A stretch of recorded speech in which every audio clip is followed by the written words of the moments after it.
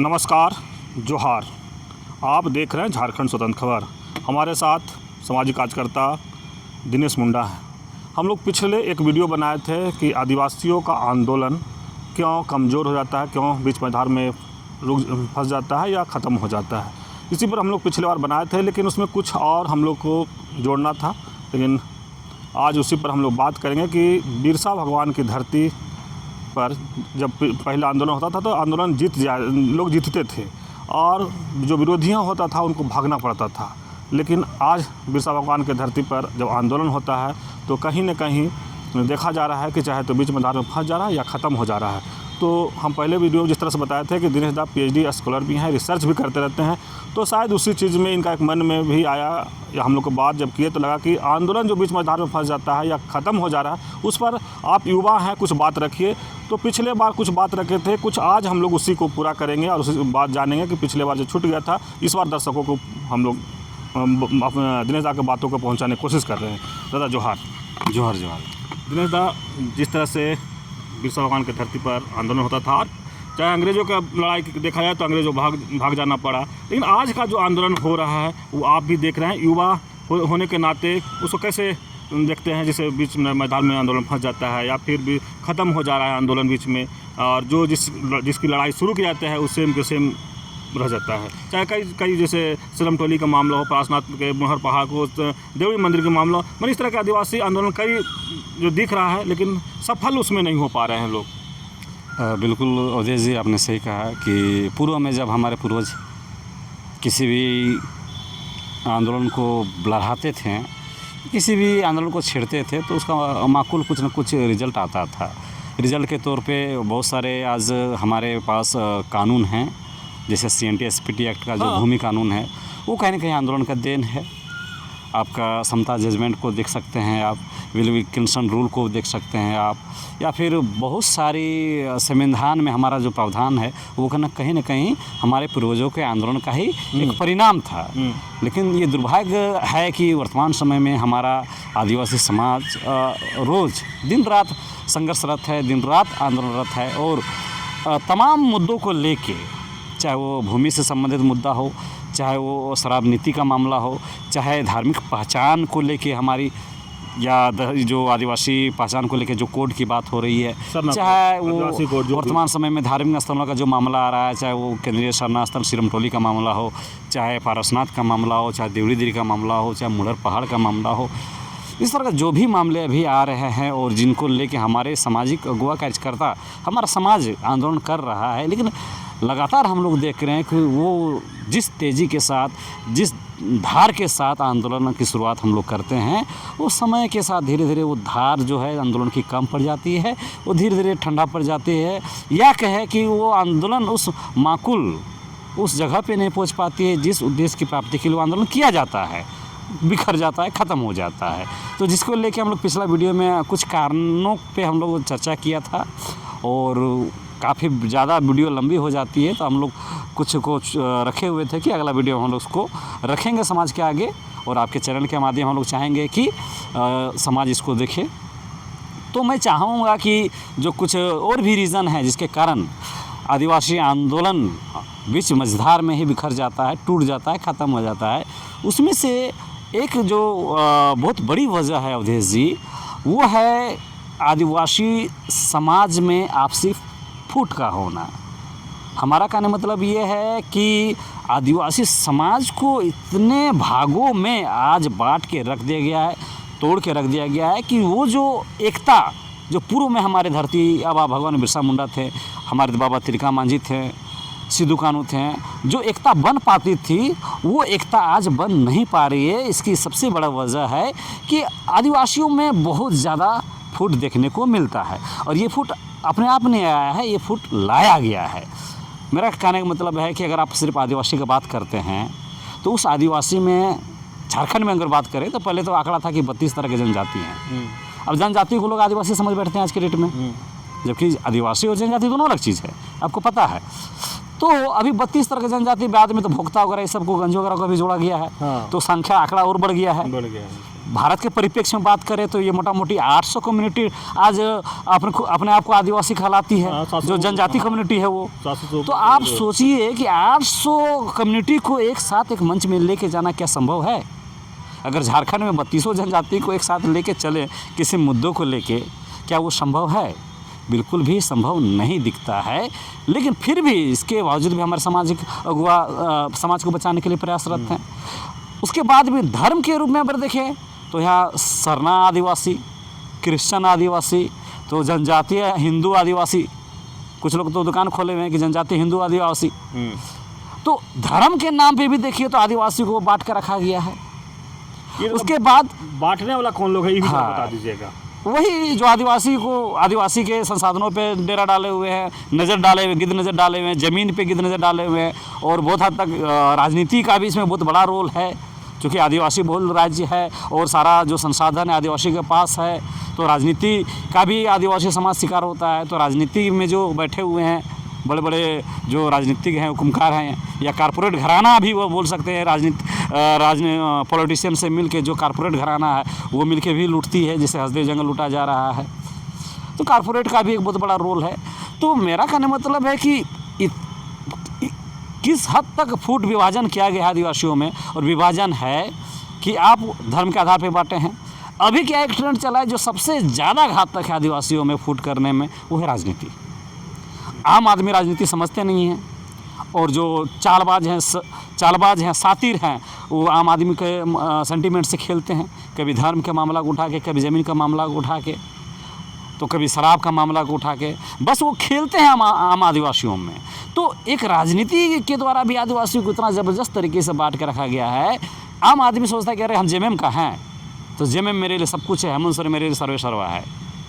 और जो ऊपर में हेमंत सोरेन जो बैठे हुए हैं उनके लिए तो किस तरह से पैसा आ जाए, किस तरह से कुर्सी आ जाए, किस तरह सत्ता पे काबिज रहे, उनका उद्देश्य ये है। तो राजनीति के में भी देखिएगा कि आदिवासी समाज कुछ बीजेपी में है, तो कुछ जेएमएम में है, तो कुछ कांग्रेस में है। तो ये भी एक विभाजन करने का एक तरीका है। तो पार्टी स्तर पे भी देखिए कि आदिवासी बटा हुआ है, धर्म के आधार पे भी आदिवासी बटा हुआ है, जनजाति के आधार पे, चूँकि आदिवासी को बांटने का एक तरीका था, कमज़ोर करने का एक तरीका था कि इसको जनजाति बनाया जाए, तो जनजाति करके 32 तरह से बांटा गया है। तो इस तरह से जो आपसी फूट है, ये तो हुए जो पहले से है। और उसके अलावे भी आप एक बहुत बड़ा खेला आदिवासी समाज में चल रहा है, हर समाज में मुझे चलता है, कि इंटरनल पॉलिटिक्स जो होता है, अपने कम्युनिटी को आगे बढ़ाना है, दूसरे कम्युनिटी को नीचा दिखाना है, धकेलना है, या दूसरे कम्युनिटी की जो संप्रभुता है उसको अपने आप में आत्मसात नहीं करना है, किसी का अधीनस्थ रह के। जैसे मान लीजिए कि हम मुंडा हैं, तो अभी ये एकदम जग जाहिर है कि मुंडा, उरांव, संथाल, या जो थोड़ा सा पावरफुल है, मजबूत स्थिति में जनजाति में, ये कभी नहीं चाहते कि अन्य जनजाति को साथ में लेके चले। ये इंटरनल पॉलिटिक्स है। हमेशा उरांव समुदाय अंदर में मुंडा समुदाय से उसका तालमेल नहीं खा रहा है, मुंडा समुदाय का संथाल से नहीं खा रहा है, संथाल का उरांव मुंडा से नहीं खा रहा है। तो इंटरनल भी जो समाज के ठेकेदार हैं, समाज को जो चलाते हैं, वो इस तरह का एक बना दिए हैं, इस तरह का माहौल बनाए हुए हैं कि लोग अंदर से भी जो लगाव होता है वो जुड़ नहीं पाते हैं। तो इस तरह का फुट बना हुआ है। उसके बाद तो देख रहे हैं जो समाज के जो ठेकेदार हैं, राजनीति के जो पैरोकार हैं, जो राजनेता हैं, वो भी तो फोड़ के रखे हुए हैं। नहीं, ये उसका आंदोलन है, हम उसमें नहीं जाएंगे। सिरम टोली में फलाना कर रहा है तो ये नहीं जाएंगे, वो फलाना कर रहा है तो उसका आंदोलन हम नहीं जाएंगे। तो एक ईगो वाला भी जो आपसी फूट है हमारे अगुवाओं में, कहीं ना कहीं ये भी आंदोलन को कमज़ोर करता है और आंदोलन को बर्बाद करता है, आंदोलन को ख़त्म करने का काम करता है। पहला बात तो ये कि इतने ज़्यादा फूट होने की वजह से आंदोलन और बढ़िया तरीके से नहीं चल जाता है। जैसे एक मैं एग्जांपल देना चाहूँगा कि यहाँ पे आप देख लीजिए महतो समुदाय को। झारखंड में महतो समुदाय अगर बात करें तो 2 ही बिरादरी आता है उसमें, कोरी और कुर्मी। कोरी कुर्मी मिलके अगर आप महतो बोलिएगा तो कोरी कुर्मी, तो बताइए 2 ही बिरादरी में कितना फूट कीजिएगा आप। जब भी कोई महतो जाति से कोई सेंटिमेंटल इशू आता है तो सारे महतो एक हो जाते हैं। हमारे जयराम महतो डुमरी विधायक, उनको वो इतनी आसानी से विधायकी तक कैसे पहुंच गए? क्योंकि भाई उनके समाज में फूट नहीं है, नहीं उनको प्रमोट, प्रमोट किया उसका समाज। लेकिन हमारे समाज में अगर आज दिनेश मुंडा अगर चाहेगा कि हमको विधायक बनना है तो सबसे पहले मुझे घर से लड़ाई शुरू करनी पड़ेगी, क्योंकि घर में क्या है, हमारे 32 तरह के जनजाति हैं। तो 32 तरह की जनजाति में हो सकता है उरांव मुझे सपोर्ट ना करे, संथाल सपोर्ट ना करे, या अन्य जनजाति मुझे सपोर्ट ना करे। तो बहुत बहुत बड़ा चीज़ है, बहुत बड़ा रीज़न है कि आदिवासी आंदोलन बहुत अपने लक्ष्य तक नहीं जा पाता है, उद्देश्य की प्राप्ति तक नहीं जा पाता है, जिसके पीछे मुख्य कारण है आदिवासियों का आपसी फुट होना, पहला बात। दूसरा बात मैं जो देखता हूँ कि कोई भी आंदोलन, भले जब हमारे पूर्वज क्या करते थे, तो उनका एक स्वरूप हुआ करता था उस आंदोलन का, और वो पूरी तरह से जन आंदोलन कहलाता था। वर्तमान समय में मैं लगातार देख रहा हूँ कि जो भी आंदोलन हमारे समाज के अगुवा करते हैं, जिस मंशा से करते हैं, चाहे वो मंशा अच्छा हो, चाहे उनके निजी स्वार्थ की पूर्ति से बेस्ड हो, जो भी मंशा से वह आंदोलन करते हैं, कहीं ना कहीं उनका स्वरूप कहीं ना कहीं राजनीति से प्रेरित हो जाता है, वो जन आंदोलन नहीं बन पाता है।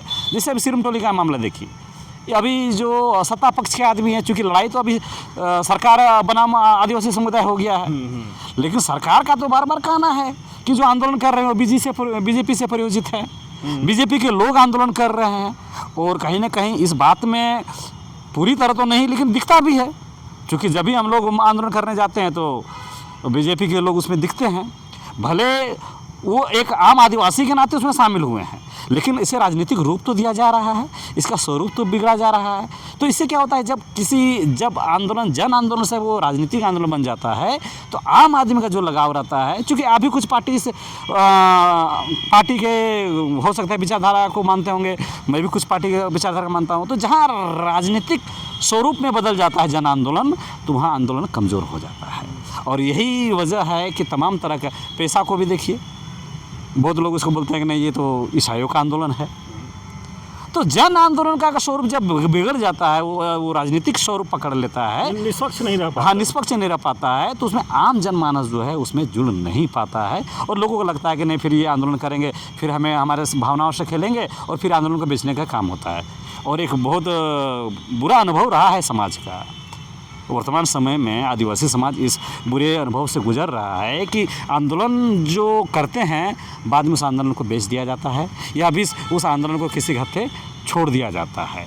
तो बहुत अच्छा अनुभव नहीं रहा है। आज के डेट में जितने भी आंदोलन हो रहे हैं, वो कहीं ना कहीं आम आदमी तो पूरी शिद्दत से, दिल से, जैसे मैं लगातार अपने युवाओं को देख रहा हूँ सिरमटोली के मामले में, कि एकदम दिल से लगे हुए, उनका लगाव है दिल से सिरमटोली से, अपनी धार्मिक पहचान को लेकर, धार्मिक स्थान को लेकर, धार्मिक स्थल को लेकर।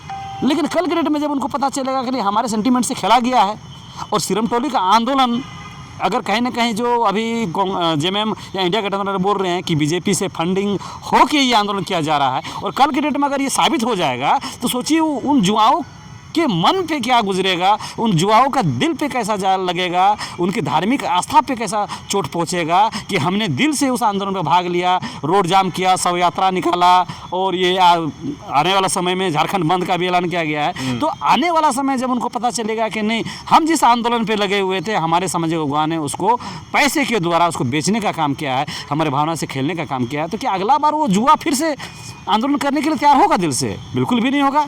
तो कहीं ना कहीं इस तरह से आंदोलन को बेचने का भी काम किया जाता है, जिससे आंदोलन कहीं ना कहीं बीच में ख़त्म हो जाता है, क्योंकि आंदोलन आगे जाएगा नहीं, बीच में बेच दे रहे हैं उसको।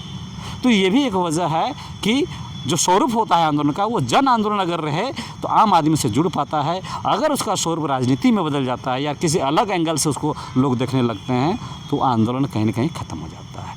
तीसरा बहुत बड़ा चीज़ मैं महसूस कर रहा हूँ, हो सकता है कि इस बिंदु पे हमने पूर्व में चर्चा किया है, लेकिन मुझे ऐसा लगता है कि नेता का जो व्यक्तिगत चरित्र होता है, चाहे सामाजिक स्तर पे हो, धार्मिक स्तर पे हो, राजनीतिक स्तर पे हो, ये भी बहुत बड़ा मैटर करता है कि संगठन ये आंदोलन को कैसे आगे लेके चला जाए। अगर नेता का चरित्र या उसका जो व्यक्तिगत चरित्र होता है, अगर वो साफ़ सुथरा रहता है, तो लोग उसे जुड़ते हैं। आपको याद होगा या आपने भी महसूस किया होगा कि जब पहली बार मोदी जी आए थे, लोक लुभावन योजनाओं को लेके, घोषणाओं को लेके, चाहे जो भी योजनाएं थी, और जब वो लेके आए थे, तो उनका व्यक्तिगत चरित्र भी बहुत लोगों के दिलो दिमाग पे छाया हुआ था। अरे वो तो बहुत साफ़ सुथरा आदमी हैं, प्लेटफॉर्म में चाय बेचे हैं, और तमाम तरह के उनकी माँ को लेकर उनका जो लगाव था, एक माँ बेटे के प्रति जो उनके अंदर में माँ के प्रति जो स्नेह था, और जिस तरह साफ़ सुथरा वो अपने आप को दिखा रहे थे, तो लोग काफ़ी प्रभावित हुए, उनको जिताया। वर्तमान समय में आप झारखंड में बात करें तो जयराम महतो को भी आप ले सकते हैं कि अभी तक उनके छवि को बहुत साफ़ सुथरा तरीके से लोग देखें, भरोसा किए, उनको जिताएं। तो नेता का व्यक्तिगत चरित्र का साफ़ सुथरा होना, सूझबूझ का होना, ये भी आंदोलन के परिणाम का निर्धारक तत्व होता है। अगर आपका नेता सही नहीं है, नेता ही आपका गड़बड़ है, नेता टिकाऊ नहीं है, बिकाऊ है, नेता का व्यक्तिगत चरित्र ही बिकाऊ है, उसका कोई व्यक्तिगत चरित्र नहीं है, कभी इस पार्टी में कभी उस पार्टी में। बहुत सारे हमारे झारखंड में इस तरह के नेता हैं, सामाजिक स्तर पे भी हैं, राजनीतिक स्तर पे भी है, और बहुत सारे स्तर पे है कि उनका कोई व्यक्तिगत चरित्र नहीं रहा, ना वो किसी पार्टी के है ना किसी विचारधारा का है। विचारधारा भी बदलते रहते हैं, पार्टी भी बदलते रहते हैं, पद भी बदलते रहते हैं। तो ये जो चरित्र होता है, जब आम आदमी देखता है कि अरे नहीं, इसका तो खुद का चरित्र ठीक नहीं है, कल के डेट में ये कभी भी कल्टी मार सकता है, कल के डेट में इसका चरित्र बदल सकता है, या अतीत इसका बहुत अच्छा नहीं दिख रहा है, तो फिर कैसे लोग उस पर भरोसा करेंगे और कैसे भी आंदोलन को, हाँ, आम आदमी कैसे आंदोलन को उनके हाथों में देना चाहेंगे? आम आदमी अपने मान सम्मान को, अपने हक अधिकार की लड़ाई को कैसे उसके हाथ में सौंपेंगे? तो व्यक्ति का मतलब सामाजिक अगुवा हो, चाहे राजनीतिक हो, चाहे धार्मिक अगुवा हो, उसका व्यक्तिगत चरित्र का साफ सुथरा होना बहुत ज़रूरी है। आज अगर हम लोग भगवान बिरसा मुंडा का नाम लेते हैं, चाहे मरांगो के जयपाल सिंह मुंडा का नाम लेते हैं, चाहे विश्व गुरु शिबू सोरेन का नाम लेते हैं, जो हालिया नेता हैं, कहीं ना कहीं देखा जाए तो अगर 100% हमने बोलेंगे कि ये एकदम बेदाग और साफ़ सुथरे छवि के हमारे नेता थे, लेकिन ऐसा नहीं है कि हमको लगता है कि 90% तो ऐसा है कि ये पूरी तरह से साफ़ सुथरे थे और समाज के प्रति उनका काम किए हैं। तो उनका चरित्र उसमें काम करता था कि एक आवाज़ पूरी समाज उनके पीछे हो चलती थी। लेकिन वर्तमान समय में ऐसा कोई नेता आपको दिखता है क्या आदिवासी समाज में, जिसके एक बोलने पे झारखंड बंद हो जाए, एक बोलने पे चक्का जाम हो जाए पूरे राजधानी में? तो ऐसा कोई भी वर्तमान समय नेता नहीं दिखता है। इसके पीछे वजह है कि उनका व्यक्तिगत चरित्र का साफ सुथरा होना। 3 चीज़ हम लोग देखें कि ये तीनों चीज़ भी जो है वो किसी भी आंदोलन को अंजाम तक पहुँचाने में बहुत बड़े फैक्टर होता है, बहुत बड़ा निर्धारक तत्व होता है। और यही तीनों चीज़ों के वजह से क्या है कि अभी हम लोग जो देख रहे हैं तमाम तरह का आंदोलन फेल हो जा रहा है, आदिवासी समाज का आंदोलन बीच मंझधार में ख़त्म हो जा रहा है। चलिए, दिनेश मुंडा की बात आप सुने, जिस तरह से आंदोलन बीच मंझधार में क्यों फंस जाता है, आंदोलन बीच में क्यों ख़त्म हो जाता है, इसके लेकर के हम लोग बात शुरू किए थे। और जिस तरह से समझाने की कोशिश किए हैं कि चाहे बिरसा मुंडा का नाम लेकर के, चाहे जयपाल सिंह मुंडा का नाम लेकर के, या शिबू सोरेन के नाम लेकर के, ये समझाने की कोशिश कर रहे हैं अपने समाज को कि जो इन लोग आंदोलन करते थे वो एक आवाज़ में कैसे लोग इनके साथ जुड़ते थे, एक आवाज़ में कैसे झारखंड बंद हो जाता था, एक आवाज़ में कैसे चक्का जाम हो जाता था। लेकिन आज के नेता शायद उनके रास्ते पर चल रहे हैं कि नहीं चल रहे हैं तो बात की बात है, लेकिन कह रहे हैं कि जो चरित्र होता है नेता को देख करके भी लोग उनके साथ जुड़ना चाहते हैं। कई लोग कह रहे हैं कि जो आदिवासियों में फूट है उसका भी बड़ा कारण बता रहे हैं कि आदिवासियों का फूट होना भी, आंदोलन बिखर जाना एक बड़ा ये है। लेकिन पूछे जाने पर कि आदिवासियों में फूट कौन है, तो बोले कि चाहे तो राजनीतिक दल के जो बड़े नेता हैं, ये जो तेज तराज हैं, या फिर कहे कि कॉरपोरेट घराने के जो लोग हैं जो झारखंड से लूटने की जो कोशिश कर रहे हैं, वो भी आदिवासियों में फूट डालने की कोशिश करते हैं।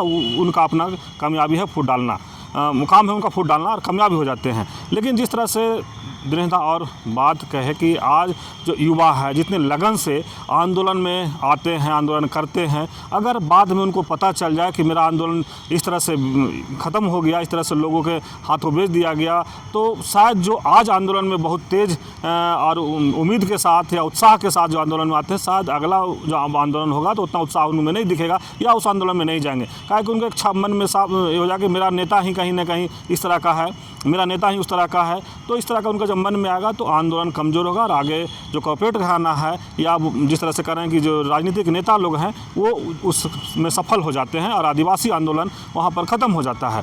तो इस तरह खबर को देखने के लिए आप झारखंड स्वतंत्र खबर से जुड़े रहिए। जोहार, नमस्कार।